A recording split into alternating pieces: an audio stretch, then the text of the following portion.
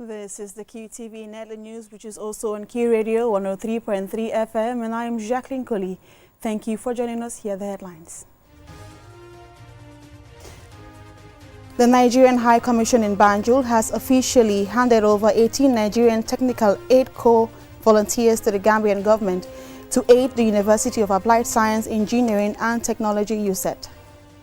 The Gambia Teachers Union Cooperative Credit Union on Saturday celebrated its pioneers, recognizing the men and women who laid the foundation for an institution that has spent 3 decades improving the lives of teachers and their families. 38 food processors from across the Gambia have completed 5 days training on food safety and quality management designed to strengthen hygiene standards, enhance food handling practices, and improve the quality of locally processed food products. In international news, as the world observes World Breastfeeding Week 2026 from the 1st to the 7th of August, health authorities and partners are renewing calls for stronger support to enable mothers to practice early initiation and exclusive breastfeeding. Those were the headlines, now the news in detail.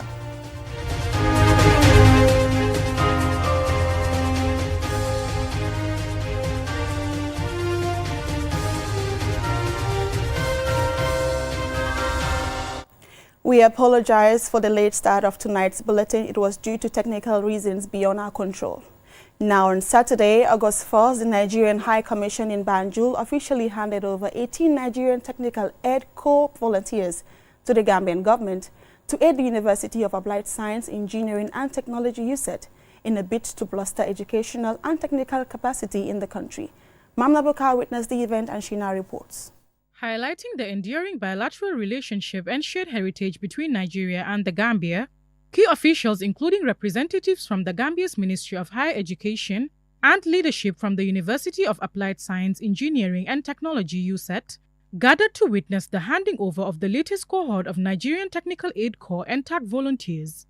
Established by Nigeria in 1987 to foster South-South cooperation, the NTAC scheme is a strategic mechanism for shared skill human capital across developing nations, providing vital technical expertise to key sectors like higher education, healthcare, and engineering without relying on traditional financial aid.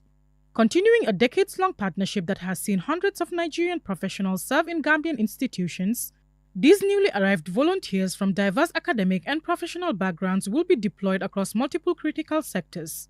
Officials at the event emphasized that these professionals are stationed not to replace local talent, but to complement and work directly alongside their Gambian counterparts to drive sustainable regional development through continuous capacity building and mutual knowledge sharing. Here are Amali Musa, Head of Chancery at the High Commission of the Federal Republic of Nigeria, and Mohamed Jere, the representative of NTAC. Let your work speak for the depth of the talent that our country possesses, and let your conduct reflect the values of humanity and service that this program was built upon. We urge you, therefore, to carry out your responsibilities with professionalism, humility, loyalty, and deep sense of duty. Be exemplary in your relationships with your host institutions, respectful in your conduct, and committed in your service. Let your presence in the Gambia leave a positive, lasting impact. Samba Sow, Deputy Permanent Secretary at the Ministry of Higher Education, Research, Science and Technology, commended the impact of previous cohorts and assured the incoming volunteers of their support. The role will be daunting, but you have the Vice Chancellor and the team. At the level of the policy, they know we are always ready to support, to provide the strategic guidance in line with the National Development Direction, and also support at the highest level of governance, which is the Governing Council. So you are home, you are in your other home, which is academia, research, and commercialization. So we really rely on you to achieve the full objects and aspirations of setting up the engineering university. Vice Chancellor of USET, Nazmat Surajuddin Bakinde, urged the volunteers to uphold professional standards, act as worthy ambassadors of Nigeria, and respect local laws and customs throughout their service. Please, let's work as one. We have a lot to do, and anything worth doing at all is worth doing well. Engineer Professor Bashir Aliyu spoke on behalf of the volunteers as team lead. We are aware that our brothers here in the Gambia are one and same as us. And we are going to be very, very happy to see that they also grow even faster than we are in order to catch up with development. Over the next 2 years, these volunteers will actively work on strengthening academic programs, facilitating skills transfer, and supporting USAID in achieving its core mandate. Mam Nabuka, reporting for QTV News. The Gambia Teachers Union Cooperative Credit Union on Saturday celebrated its pioneers, recognizing the men and women who laid the foundation for an institution that has spent 3 decades improving the lives of teachers and their families. Held under the theme Renaissance with GTU-CCU Pioneers, 3 decades of transformative impact, the event reflected on the union's journey from a small teachers' savings scheme to one of the country's leading financial cooperatives. Usman Jatta reports. In 1992, delegates at the National Teachers Congress passed a resolution calling for the establishment of an affordable microfinance system to support teachers struggling with high commercial bank interest rates and limited access to credit. 4 years later, on 31st August 1996, the Gambia Teachers Union Cooperative Credit Union GTU-CCU was established to provide teachers with accessible financial services and encourage a culture of saving. Today, it operates under the motto, good to borrow, better to repay, best to save. The streets of Brikama came alive with a police band leading as members of the Gambia Teachers Union Cooperative Credit Union marched to celebrate the pioneers, veterans and partners whose vision transformed the institution over the past 3 decades. Promoting a culture of savings and supporting members through affordable credit and financial empowerment. This success is a testament to the resilience and foresight of our pioneers, past leaders, veterans, and indeed worthy volunteers, as well as the continued dedication of our members as we celebrate their invaluable contribution. We are also reminded that the future of GTU-CCU depends on our ability to embrace innovation, strengthen good and strategic governance, and respond to the evolving needs of our members. Beyond providing loans, the union has helped many teachers build homes, educate their children, invest in businesses, and respond to emergencies, improving the welfare of thousands of families. President of GTU-CCU Ismaila Cisse said the union's success is rooted in the trust and commitment of its members. 2026, the Gambia Teachers Union and the GTU-CCU declare Veterans Day not because the calendar demands it, but because justice demands it. Because every teacher who remains in the classroom next Monday morning does so in some part because you show them what remaining looks like. That is a legacy no certificate can capture. The institution's growth has been supported through strategic partnerships with the National Association of Cooperative Credit Unions, NACOC. Chief Executive Officer of NACOC, Fode A. Sanyang, commended GTU-CCU for setting a benchmark for cooperative finance in the Gambia. GTU-CCU have a total membership of 46,795. Is the biggest credit union in this country. In terms of savings, GTU also have, for the first time, the credit union in the Gambia have exceeded $1 billion in savings mobilized. Defense Minister Babukar Ojuf, who serves as the founding general manager and chief executive officer of GTU-CCU for 26 years, was the guest of honor. I remember one day, up to 9 p.m., we took their lights from their house to continue working, and we started in the morning. There was no breakfast, there was no lunch, there was no dinner. People sacrificed. The ceremony also featured awards recognizing pioneers, veterans and partner institutions whose dedication contributed to the union's success. Vice President Mohamed B.S. Jallo, himself a former teacher, delivered the keynote address. Your achievements align perfectly with the aspiration of the recovery-focused National Development Plan, YIRUA, which seeks to build a resilient, productive, inclusive, and self-reliant nation. After 3 decades, GTU-CCU continues to demonstrate how cooperative finance can transform lives, helping teachers and their families build financial security while contributing to the Gambia's socio-economic development. Osman Jata, QTV News. 38 food processors from across the Gambia have completed 5 days training on food safety and quality management designed to strengthen hygiene standards, enhance food handling practices, and improve the quality of locally processed food products. More in this report. The training, organized by the Food Safety and Quality Authority FSQA in collaboration with the Roots Project, focus on key areas of food safety management, including hygiene practices and hazard analysis and critical control points, an internationally recognized system for identifying and preventing food safety risks throughout the food production process. Famara Tarawale, the Roots Project Director, highlighted that the program was designed to build the capacity of beneficiary micro, small and medium enterprises, enabling them to produce safer, higher quality food products that meet national and international standards. Meeting food safety and quality standards is essential and a necessity for enterprises to access higher value markets and build consumer confidence. The training was developed in response to the food safety training needs assessment. That's the history of this training.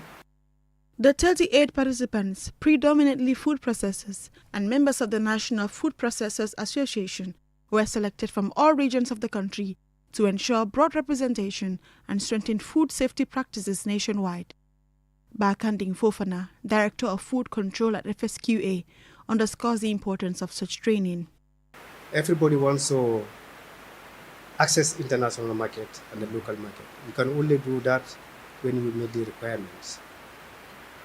And then, especially when you come in terms of HACCP, which I'm sure the trainers must have deliberated a lot in standard, in the HACCP, and then HACCP covers almost everything. To meet the international requirement, you must understand the basic principles of the HACCP. By equipping participants with practical knowledge and skills, the initiative seeks to enhance compliance with food safety standards, reduce food contamination risks, and improve consumer confidence in locally processed food products. Mariam Bite, a business development consultant at the Roots Project, explains. We really want to make sure that all of you are food certified to be at not only domestic markets, but international markets too. And we do give you opportunities to go to B2Bs, that is exhibitions, and to take part in trade fairs. So if you do not follow up with what you've been taught here and some of the recommendations that we've made through this training, 5-day training, and the experts that are going to coach you, we need you to be following up with all of these things so that you can be certified and you can take full participation in these programs. Awagay, from the North Bank region, is one of the 38 participants who completed the training program. Parce que xamoon naa waaye xam-xam du dee jeex su ma demee dinaa commencé. When I return home, I'm going to start afresh. I was already aware of some of these practices, but learning never stops. Before this training, I didn't know about business codes, but now I do, and I will put them in place as soon as I get back. I also plan to share what I've learned with fellow entrepreneurs who did not have the opportunity to attend this training. The organizers say strengthening the capacity of food processors is an important step towards promoting public health, increasing the competitiveness of local enterprises, and supporting the sustainable growth of the Gambia's agro-processing sector. Reporting for QTV News, I'm Jacqueline Colli. Now in international news, as the world observes World Breastfeeding Week 2026 from the 1st to the 7th of August, health authorities and partners are renewing calls for stronger support to enable mothers to practice early initiation and exclusive breastfeeding. The annual campaign highlights breastfeeding as one of the most effective ways to protect newborns, improve child survival, and support healthy development. More in this report by Babakar Sise, which is narrated by Asud Kamara. Observed from August 1st to 7th every year, World Breastfeeding Week brings together governments, health institutions, communities, and development partners to promote breastfeeding and address barriers that prevent mothers from accessing the support they need. The theme for World Breastfeeding Week 2026 emphasizes creating sustainable systems that protect, promote, and support breastfeeding as a critical foundation for child health and nutrition. According to the World Health Organization and UNICEF, breastfeeding provides babies with essential nutrients, antibodies, and protection against infections during the most vulnerable period of their lives. The two organizations recommend that mothers begin breastfeeding within the first hour after birth and exclusively breastfeed infants for the first 6 months, followed by continued breastfeeding alongside appropriate complementary foods up to 2 years or beyond. Globally, however, millions of children are still not benefiting from exclusive breastfeeding. Recent estimates indicate that about 48% of infants under 6 months worldwide are exclusively breastfed, showing progress in recent years, but still falling short of the global target of at least 70% by 2030. In Africa, breastfeeding rates vary significantly across countries. While the continent has some of the highest rates of breastfeeding initiation, challenges including limited maternity protection, workplace barriers, misinformation, and inadequate support for mothers continue to affect exclusive breastfeeding practices. UNICEF estimates that around 45% of infants in sub-Saharan Africa are exclusively breastfed during the first 6 months of life. In the Gambia, breastfeeding remains an important part of child health and nutrition strategies. Data from national health surveys show that breastfeeding is widely practiced, with many mothers initiating breastfeeding after delivery. According to the Global Nutrition Report, the Gambia is on course to achieve the global target for exclusive breastfeeding, with 53.6% of infants aged 0 to 5 months exclusively breastfed, according to recent data. This figure aligns with the World Health Organization's global nutrition target, which aims for at least 50% of infants to be exclusively breastfed by 2025. The progress reflects efforts by health authorities and partners, but sustaining it will require continued support, especially in workplaces, health facilities, and communities. However, maintaining exclusive breastfeeding for the recommended 6 months remains a challenge, influenced by factors such as early introduction of other foods, return to work, and limited access to breastfeeding counseling. As World Breastfeeding Week 2026 is commemorated, health experts continue to emphasize that breastfeeding goes beyond providing essential nutrition, describing it as a vital investment in a child's growth, development, and long-term health. Aissatou Camara, QTV News. Also in international news, across Africa, girls who drop out of school due to marriage, childbirth, or poverty often face major hurdles when they choose to return. The challenges include social stigma, financial hardship, and childcare demand. However, in Nigeria, new initiatives are giving many a second chance. CGTN's Kelechi Ekemalam reports. At 45, Perpetual Unoke has gone from being a cleaner to a classroom teacher. Her education was cut short in her final year of secondary school when she got married. Although her husband promised she could continue her education, marriage, children, and circumstances made that difficult. Years later, a cleaning job became the turning point. I got a job, cleaning job in KHMS. So when I got job there as a cleaner, so I see during August they will pay teachers double salary, but our own they will not pay us at all. So I now say, no, I can't continue like this. So I have to further my education. Noki's experience is part of a wider pattern of girls leaving school before completing their education. In a particular state in the north, enrollment as a primary school, you have over 300,000 female primary school students. When we went further to check, at junior secondary, the number dropped drastically to 80,000. And only, I'm talking about a whole state. And at the end of senior secondary, we saw a number of just 40,000. So the question government should be asking, what happened to the over 250 students? The sharp fall in enrollment highlights the challenge of keeping girls in school as they progress through the education system. For those who drop out, second chance and adult education programs provide an opening. Over 18 million children in Nigeria are still out of school, with many girls affected by child marriage. That's according to the United Nations Children's Agency, UNICEF. In response, government and partners are expanding second chance and accelerated basic education programs, helping girls and women return to learning through flexible fast-track education and skills trainings. Teachers say more investment is needed to address the barriers that continue to keep many girls and women out of school. So, by and large, government should just invest, reinvest, and continue to invest in public education.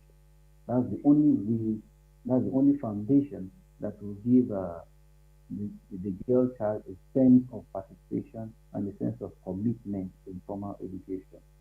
For women returning to school, the journey can still mean balancing school with work, marriage, and childcare.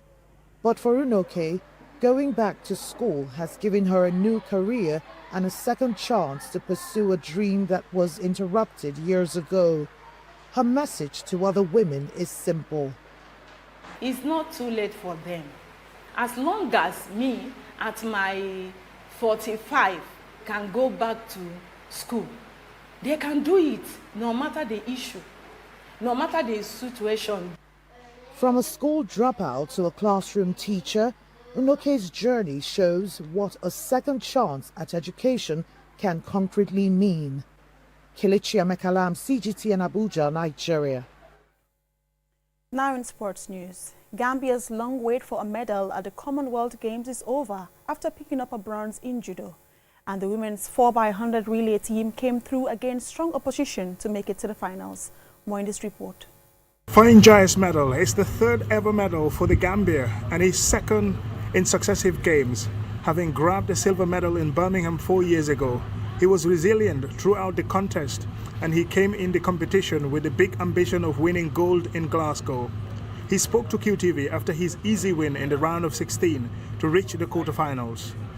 Okay, so quickly, Fayenjaye, bronze medalist, the most successful Gambian athlete from the Commonwealth Games, silver in Birmingham, bronze in Glasgow. How do you feel making history for the country? Well, of course, it's a remarkable achievement, and I really had to work hard today, and I'm really satisfied with the bronze medal today. Yeah, we've seen your semi-final bout. It was it wasn't an easy fight, and you sustained an injury.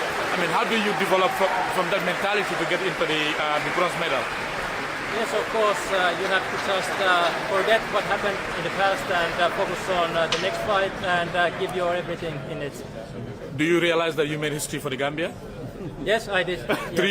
Three medals for the Gambia, 1970, Fayenjaye in Birmingham, Fayenjaye in Glasgow. How do you feel on that path? Well, I'm really happy about it. So it's really big thing for me, and I hope I can bring some more medals in the future as well. Final question, is this Fayenjaye's last Commonwealth Games for the Gambia? We'll see. Are you going to India? I haven't decided yet. We'll see. Not decided yet. Yeah. Thank you. Congratulations. Totta kai tämä on iso saavutus itselle ja Gambialle kanssa. Ja, oli kova päivä tänään, oli kovia otteluita. Pronssiottelussa joutui menee jatkoajalle, mutta onneksi voitin lopulta sen ottelun. Onneksi. Elsewhere at the Glasgow Games 2026, the Gambia made history by reaching the finals of the women's 4x100 meters relay event after a tough contest against strong nations like Jamaica, Nigeria, England. They also went on to set a new season's best of 44.68 seconds. This is how they reacted after realizing they had gone through to the final. We feel good. We execute our race. We finish our race. That is the most important thing. and we do our season best. We really hope we make it to the final. Yes! Yeah. Having emerged after such a tough competition to get to the final, they will feel they have every right to set their sights high for the final. Mamudu Gajaga, QTV News, Glasgow, Scotland.